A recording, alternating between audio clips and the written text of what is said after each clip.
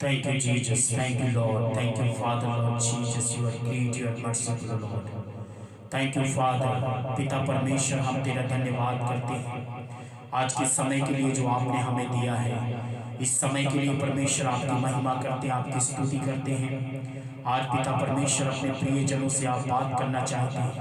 आइए हमारे होठों से बातचीत करिए।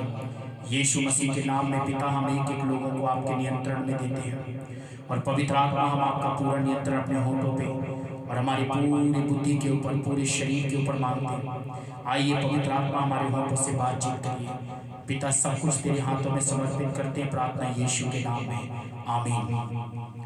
सालों में एवरीवन, जीसस मैसेंजर मिनिस्ट्री में एक बार फिर से हम आप सभी का स्वागत करते हैं और मैं आशा करता हूं कि आप और आपका परिवार प्रभु यीशु मसीह में सुरक्षित होंगे। मेरी प्रियो, आज परमेश्वर मुझसे और आपसे अपने वचन के द्वारा बात करना चाहता है। जिस विषय के ऊपर परमेश्वर मुझसे और आपसे बात करना चाहता है, वो आज का विषय बहुत महत्वपूर्ण है और इस विषय को हमें ध्यान से सुनने की आवश्यकता है।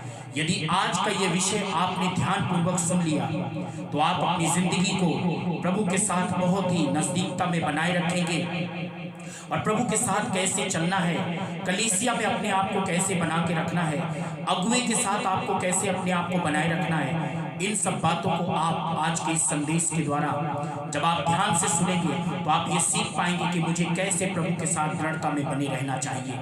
मेरे प्रियो, मत्ती उसकी 24 अध्याय उसके 4 पद में यीशु मसीह ने एक बात को कहा था कि सावधान रहना कि कोई तुम्हें भरमाने ना पाए। इस बात को क्यों प्रभु यीशु मसीह ने कहा था कि तुम सावधान रहना कि कोई तुम्हें भरमाने ना पाए? क्योंकि प्रभु यीशु मसीह को ये बात पता थी और ये बात प्रभु यीशु मसीह जानते थे कि जो भरमाने वाली जो आत्मा है, शैतान के साथ जो दुष्ट आत्माएं स्वर्ग से गिराई गई थी, ये भरमाने वाली आत्मा पृथ्वी के ऊपर जोर शोर से काम करेंगे। जिस प्रकार से अदन की वाटिका के अंदर शैतान ने सांप के रूप में आके किस तरीके से हव्वा और आदम को कैसे परमेश्वर से दूर लेके चला गया, कैसे हव्वा को उसने गुमराह किया, कैसे उसने हव्वा को भरमाया, इन सब बातों को जानते हुए यीशु मसीह ने इस अंतिम दिन की कलीसिया के लिए कहा था, सावधान रहना कि कोई तुम्हें भरमाने ना पाए। पहला तीमुथियुस 4:1 में पौलुस ने इस बात की भविष्यवाणी पहले से की थी और ये बात पहले से ही पौलुस के द्वारा कही गई थी कि आने वाले समयों में लोग भरमाने वाली आत्माओं पर मन लगाकर विश्वास से बहक जाएंगे। और आज ये हमारे समय पर दिखाई दे रहा है कि कितनी जल्दी लोगों के बहकाने में आके, लोगों के भरमाने में आके भरम जाते हैं, बहक जाते हैं और कितनी जल्दी पीछे हट जाते हैं। मेरे प्रियो, परमेश्वर का वचन 2 थिस्सलुनीकियों 2:3 में लिखा है, किसी रीति से किसी के धोखे में नहीं आना चाहिए। लेकिन आज लोगों की बातों पर आ जाते हैं। लोग जब भरमाते हैं, ये लोग नहीं भरमा रहे, ये दुष्ट आत्माएं उनके अंदर काम करती हैं और दुष्ट आत्मा उनके द्वारा लोगों के जीवन में काम कर रही है ताकि वो अपनी आत्मिकता को किसी रीति से खराब करके और वो पीछे चले जाएं। मेरे प्रियो, मैं आपको एक बात को बताना चाहता हूं कि इन सब बातों के पीछे कौन है, ये भरमाने के पीछे कौन काम करता है। जब हम प्रकाशित वाक्य उसकी 12:9 में पढ़ते हैं, वहां पर लिखा है ये शैतान और उसकी सेना है जिसे हम दुष्ट आत्मा के रूप में जानते हैं। ये स्वर्ग पे जब लड़ाई हुई तो बाइबल में लिखा है प्रकाशित वाक्य उसकी 12:9 में कि वो नीचे गिरा दिए गए और बाइबल में ऐसा लिखा है कि सारे संसार का भरमाने वाला पृथ्वी पर गिरा दिया गया। अब ये सारे संसार का भरमाने वाला पृथ्वी पर तो आया ही, लेकिन आज ये किन के द्वारा काम करता है, किन लोगों को पकड़ता है, ये आत्मा किन लोगों के द्वारा काम करती है। पहला यूहन्ना उसकी 2:18 और 19 के अंदर ये कलीसिया के अंदर विश्वासी लोगों को, अगुओं को, उन लोगों को पकड़ती है और ऐसे लोगों के द्वारा ही ये काम करना शुरू करती है।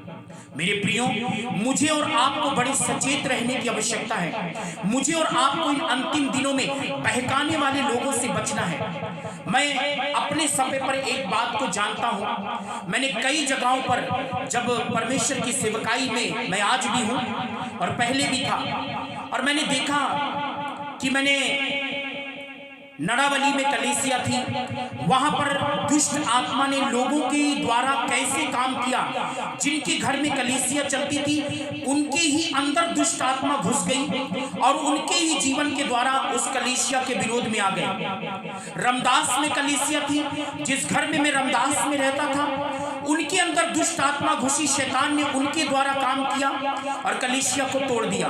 खोदे पेट पट्टी हवेलियां में भी परमेश्वर का काम शुरू हुआ, तो जिन्होंने अपने घर में रखा उनके अंदर भी दुष्ट आत्मा घुसी, शैतान उनके अंदर घुसा और कलीसिया को उन्होंने तोड़ मरोड़ के खत्म कर दिया। मैं आपको बताना चाहता हूं गुरदासपुर के अंदर भी कलीसिया की स्थापना हुई और कलीसिया का काम शुरू हुआ और दुष्ट आत्मा ने कई ऐसे लोगों को, बुद्धिजीवी जो अपने आप को बुद्धिमान समझते हैं पर बुद्धिमान है नहीं, उनके अंदर शैतान घुसा, दुष्ट आत्माएं घुसी और लोगों को उन्होंने पीछे करना शुरू कर दिया। मेरे विरोध में ही लोगों को बातें करना शुरू कर दिया। बुमली में कलीसिया शुरू हुई, बबरी में कलीसिया शुरू हुई, कई जगहों पर परमेश्वर के काम को शुरू किया गया। प्रेमनगर में परमेश्वर के कार्य शुरू हुए। वहां पर लोगों ने क्या किया, जिनके घर में चर्च शुरू हुआ उन्होंने ही विरोध में आकर, उनके ही अंदर दुष्ट आत्मा घुस के और कलीसियाओं के विरोध में आकर कलीसियाओं को खराब कर दिया। जो लोग आज कलीसियाओं को खराब करते हैं, जो लोग एक दूसरे को भटकाते हैं, उनके पीछे कोई और नहीं है, ये दुष्ट आत्माएं हैं। और मैं आपको बताना चाहता हूं पहला यूहन्ना उसकी 2 के 18 और 19 में लिखा है, ये कलीसिया के अंदर से लोगों को पकड़ती है जो अपने आप को बहुत बुद्धिमान समझते हैं, बहुत ज्ञानवान समझते, पर है नहीं, पता कुछ है नहीं, खुद का जीवन नहीं बदला है, लेकिन लोगों को बहकाने की जरूर काम में ज्यादा लगे रहते हैं। इनके काम करने का तरीका क्या होता है? प्रेरितों के काम उसके 20 अध्याय 29 और 30 में लिखा है, पौलुस ने इस बात को लिखा था कि मेरे जाने के बाद बहुत सारे फाड़ खाने वाले भेड़िए आएंगे जो भेड़ों के भेष में लोगों को पीछे खींचेंगे, उल्टी सीधी बातें लोगों को जाकर कहेंगे, पास्टर के विरोध में जाकर कहेंगे। भरमाने का काम सिर्फ इसलिए करते हैं वो, और उनके काम करने का तरीका सिर्फ इसलिए है कि वो किसी तरीके से उनको, उनकी आत्मिकता को खराब करें और परमेश्वर के वचन को ना सीखकर वो पीछे चले जाएं। मेरे प्रियो, ऐसे लोगों से यीशु मसीह ने कहा मत्ती 24 के 4 में, सावधान कोई तुम्हें भरमाने ना पाए। यदि आप किसी की बातों में आकर बहक रहे हैं तो मैं आपको कहना चाहता हूं, ऐसे लोगों के साथ संगति करना बंद कर दीजिए, ऐसे लोगों के साथ उठना बैठना बंद कर दीजिए, ऐसे लोगों के साथ चलना बंद कर दीजिए, क्योंकि मैं आप जो बात बताने जा रहा हूं वो एक बड़ी खतरनाक बात है। इन भरमाने वाले लोगों का काम क्या होगा? जो लोग कलीसिया बिगाड़ते हैं, ऐसे लोगों का काम क्या होगा? ऐसे लोगों का अंजाम क्या होगा? बाइबल में लिखा है 2 तीमुथियुस 3 के 13 में, ऐसे लोग जो बहकाते हैं खुद भी धोखा खाएंगे और बिगड़ते चले जाएंगे। देखना, ये भविष्यवाणी है। जितने लोग भी कलीसियाओं को तोड़ा है और जितने लोगों ने कलीसियाओं को बिगाड़ा है, उनकी आप दशा देखना, वो बिगड़ते चले जाएंगे, बिगड़ते चले जाएंगे, नीचे चले जाएंगे, ऊपर वो उठ नहीं पाएंगे। जितने लोग भी आज कलीसियाओं को तोड़ते हैं, बिगाड़ते हैं, जिस भी कलीसिया के विरोध में आप काम कर रहे हैं, जिस भी कलीसिया को तुम खराब कर रहे हो, जिस भी सेवकाई को तुम खराब कर रहे हो, परमेश्वर से सीधा तुम पंगा ले रहे हो और परमेश्वर का तुम सीधे सामना कर रहे हो, और देखना भयानक दंड आपके ऊपर आए। आज न जाने कितने ऐसे लोग हैं, बनी बनाई कलीसिया को खराब कर देते हैं, अच्छी खासी कलीसिया को तोड़ देते हैं, अच्छी खासी कलीसिया को खराब करके रख देते हैं। अच्छी बात है, करते रहो, करते रहो, करते रहो और करो। मैं तो कहता हूं खूब करो, पानी पी पी कर करो, मिठाइयां खा खा के कलीसिया खराब करो।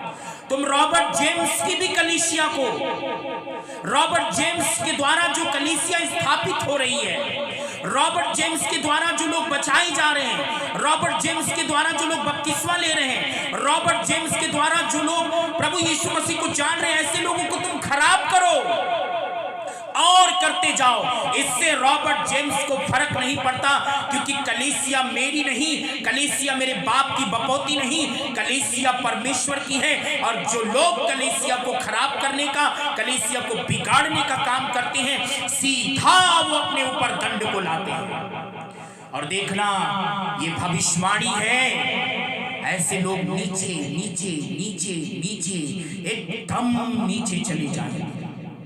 आज परमेश्वर ऐसे लोगों को सलाह दे रहा है।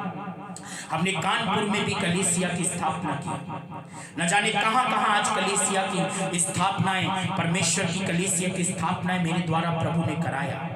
लेकिन लोग विरोध में, जितना लोग विरोध करते गए उतना ही मैं बढ़ता गया, जितना विरोध करते गए उतना ही मैं बढ़ता गया, जितना विरोध करते गए उतना ही बढ़ता गया, और जितना लोग मेरे विरोध में आते गए मैं उतना ही मजबूत होता गया। लेकिन देखना, अब ऐसे लोग बचेंगे नहीं, क्योंकि अब ऐसे लोगों का बिगड़ने का समय आ चुका है। और मैं आपसे कहना चाहता हूं, यदि आप ऐसे लोगों के पीछे चल रहे हैं, ऐसे लोगों की बात मान रहे हैं, ऐसे लोगों की संगति कर रहे हैं, जो लोग तुम्हें भरमा रहे हैं, जो लोग तुम्हें बिगाड़ रहे हैं, जो तुम्हारी आत्माओं के साथ खिलवाड़ कर रहे हैं, तुम्हारी आत्मिक जीवन के साथ खिलवाड़ कर रहे हैं, तुम्हें प्रभु से पीछे और शिक्षा से पीछे ले जाना चाहते हैं, ऐसे लोग तो दंड लेंगे अपने ऊपर, लेकिन उनके चक्कर में कहीं आप भी दंड के भागीदार ना हो जाए।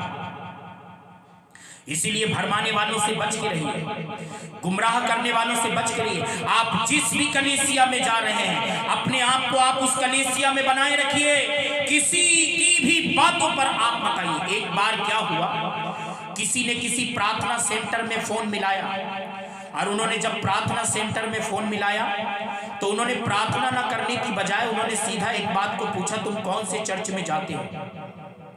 उन्होंने कहा हमारे गांव में चर्च है, वहीं जाते हैं। उन्होंने कहा एक बार तुम यहां आकर देखो, तो उन्होंने कहा नहीं, हम चर्च जाते हैं। बोलने लगा जो यहाँ नहीं आता वो बेविचारी। अच्छा, जो लोग अपनी अपनी कलीसिया छोड़ के तुम्हारे चर्च में जा रहे हैं वो तो सबसे बड़ी बेविचारी, और उससे भी बड़ा तुम बेविचारी हो, जो ऐसे लोगों को तुम कलीसियाओं में आने की अनुमति दे रहे हो, जो दूसरे चर्च को छोड़कर तुम्हारे यहाँ आ रहे हैं, वो भी तो बहुत बड़े बेविचारी हैं, और तुम उनसे वहां बेविचार करवा रहे हो, और तुम भी बेविचारी हो।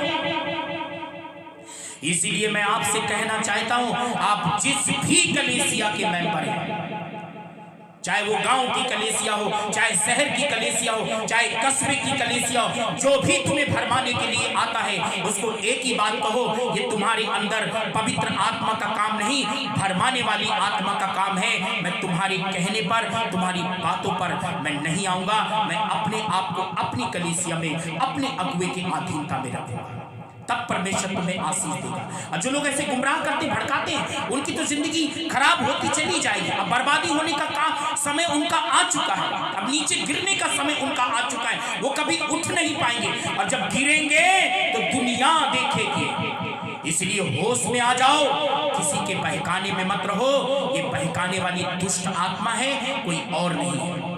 परमेश्वर इन वचनों के द्वारा आपको बहुत आशीष देने पाए। जय मसीह।